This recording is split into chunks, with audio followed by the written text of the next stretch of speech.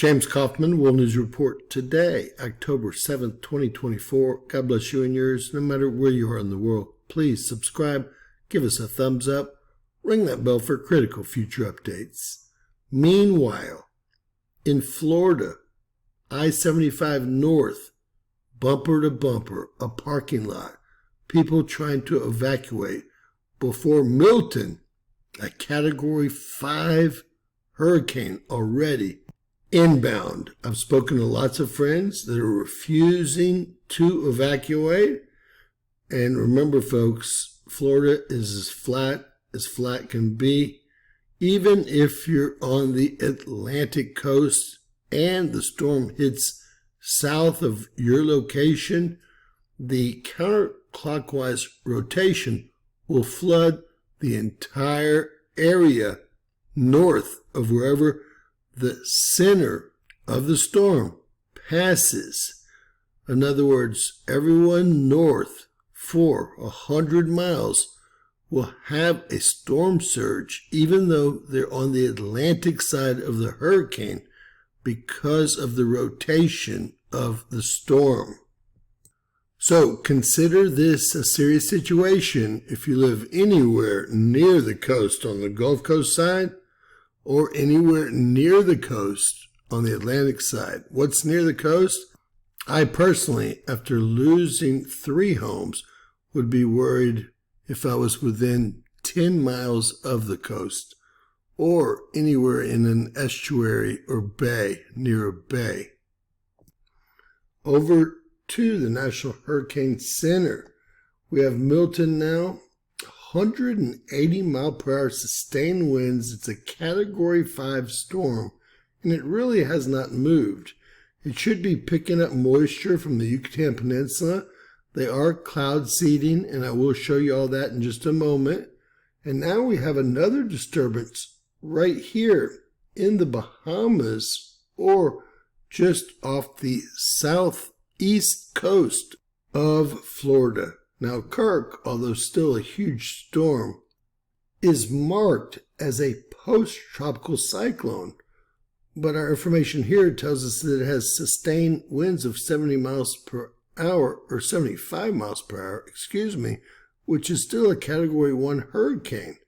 It's got a very low minimal central pressure, 963 millibars, so it's still a huge threat. I have no idea why it's marked post-tropical cyclone with sustained winds at 75 miles an hour. Leslie is definitely still in play, 80 mile per hour sustained winds. The minimum central pressure is not very low, but as it gets into warmer water, if it makes it that far, it could be a threat for the North American continent. Although it very well might turn around and head back towards Western Europe as well. And an honorable mention here, we have another disturbance right off the Pacific coast of Mexico with a 90% chance of cyclone formation the next 48 hours.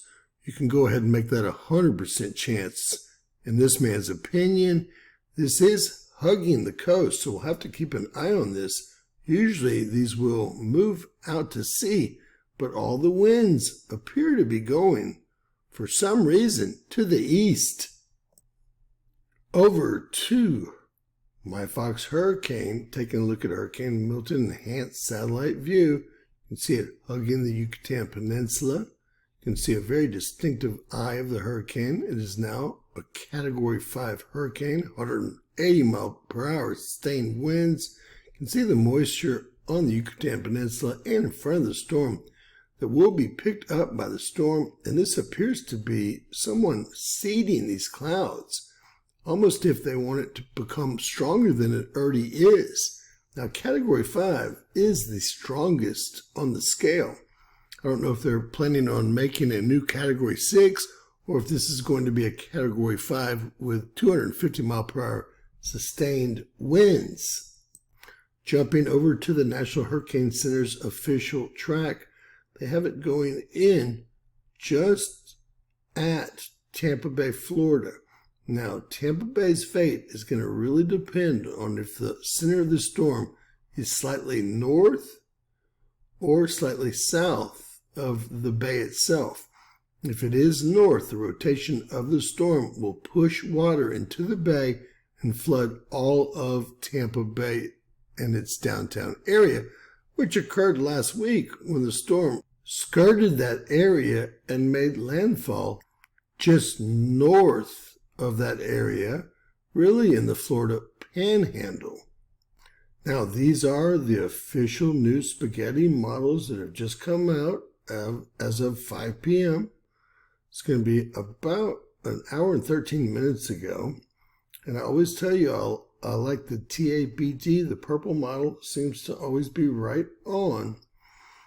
And it's real hard to see exactly where that takes this, but it takes it south of Jacksonville. It looks like right over Tampa. Again, Tampa's fate's going to depend on if this is north or south of the entrance of the bay there in Tampa. And most all the models have it jumping over into the Atlantic. We will run some AI on this and see what happens. There's always a chance once it jumps into the Atlantic, it could turn around and make another landfall. Now remember, just because you're on the Atlantic side, if the hurricane ends up going south of your location, the rotation will actually push water several miles up, and there will be a lot of flooding and storm surge, again, even if you're on the Atlantic side of this storm. All right, taking a look at the latest wind speed and directions here. We have 900, well, I can't see the central pressure in the center, but it's already just over 900. I believe it was 904 millibars. That's the lowest central pressure I've ever seen in a storm. And this is what it looks like right now as a category 5. To me, it looks like this model has it strengthening, although the National Hurricane Center thinks it's going to make landfall as a category 4, which will be a deadly, deadly hurricane, both north and south of the main portion or main point of landfall. I need everyone to evacuate if possible. Looks like it's going to start hitting here in just about 60 hours. So that's going to put us either late Tuesday night into Wednesday morning, and then the eye of the hurricane looks like it's going to make landfall late Wednesday evening. Now, I need everyone to see how large this hurricane becomes.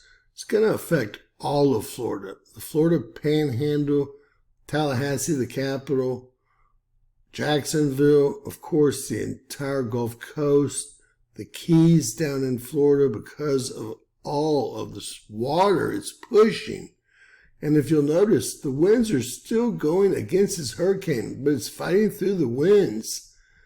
I want y'all to slowly watch how large this thing becomes. This is unheard of. This is one for the record books for sure. Watch this last part here. This is very, very scary stuff. You can see that all of Florida, and that means most of Georgia, is going to be affected no matter where the storm goes. You can see the heavy rains already into South Carolina and into North Carolina, and that's before the storm makes landfall. Over to windy.com. First off, Florida's been getting heavy rains for the last couple of days, so it's already saturated. It won't take much to flood, period. Then we have all this irregular lightning, and when we zoom in, what do we see? Well, we see the dark brown patches and black patches. The black is before the storm moves over it. The brown is what it looks like after the seeding, well, is absorbed into the storm. And they're doing that everywhere here on the Yucatan Peninsula, and this is in front of the storm here and here. Those are the two patches that I said. It looks like they're seeding the storm. It doesn't look like it. That's exactly what they're doing. Obviously, someone wants a very powerful storm to hit Florida and the surrounding areas here. Evidently, you can see the black here. And just FYI, I don't know why that stopped. I know they don't want me showing y'all that. The black is what the seeding looks like prior to, and once the, watch, see the lightning there? And once it moves through the black, watch, it becomes this brown color here. This is the black and the brown here, and you can see the irregular lightning.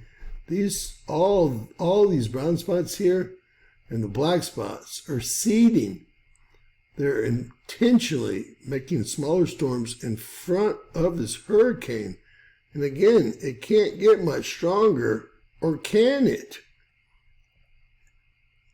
And again, I wanted to show y'all how much rain Florida is currently taking. We will see, and this looks like cloud seeding right here as well, by the way. All near Tallahassee there in Bend, Florida. Exactly where that other one went. I don't see any brown, but that is signature cloud seeding, and so is this as well. So there's two different types of seeding that they do. One shows up on radar as this light or regular blue, and the other shows up as the black that turns to brown here that we talked about in front of the storm. Jumping over to windy.com, I have no idea why they're calling this a post-tropical storm when it has sustained winds of 75 miles per hour, and they look stronger here.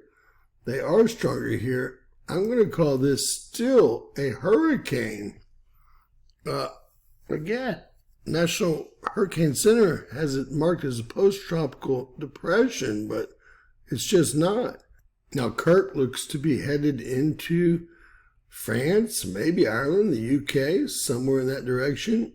And we have Leslie down here kind of hanging out. It might hang out and make a later impact somewhere on the North American coast, or it may turn around and head towards Western Europe. Let's put this in motion and see what happens to Milton, our biggest concern. Now, it's already a Category 5, but this has it strengthening, and we're going to go ahead and zoom in here. I'm going to stop this, try to get a wind reading here. Now, it already has really sustained winds of 180 miles per hour according to the last fly-through. So this is not going to be great information from Windy, but we'll go with it right now. Their AI does have it going in. This is going to be a really, really tough storm. You can see it already affecting almost all of Florida. If it goes in north of Tampa, as this says it will, Tampa's going to flood, and you can see all of Georgia, North Carolina, and portions, or South Carolina, and portions of North Carolina. And it looks like it breaks up and heads off into the Atlantic after that. Now, let's get back and see when the impact is. Give you all the time. Time of impact is going to be 9 p.m. a terrible time, Wednesday evening, 9 to 10 p.m. Wednesday evening. And let's see, it looks like the heavy bands really aren't going to start hitting till Wednesday morning. So Wednesday through Thursday is going to be a very important time period. With all that said, please stay prepared, full tanks, water, and evacuate if you're anywhere near the Gulf Coast or the Atlantic coast. As you can see, all these people that have lived in Florida for so long are doing. This is real-time I-75 North Central Florida. God bless. Please share and subscribe. Always remember, anything's possible in Bizarro World.